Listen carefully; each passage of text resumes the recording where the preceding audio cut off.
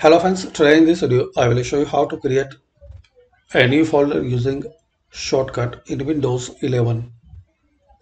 So guys, if you want to create a new folder using shortcut, so press and hold Control Shift together same time, press and hold Control Shift and press N.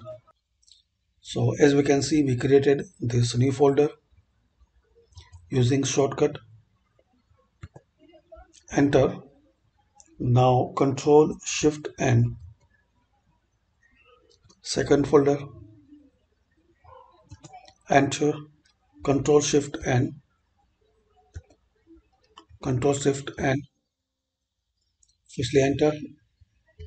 So as we can see, we created this 5 folder using shortcut control shift plus N. If you want to see in on screen keyboard, so type OSK.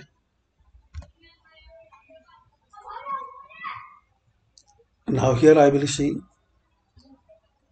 show you how to create control shift. Now press N. Yes, control shift N. Firstly give any name like number 6 and enter. Now control shift and N. So thanks for watching guys. Please comment this video useful for you or not, and by these simple steps we can know how to create a new folder using shortcut in Windows 11.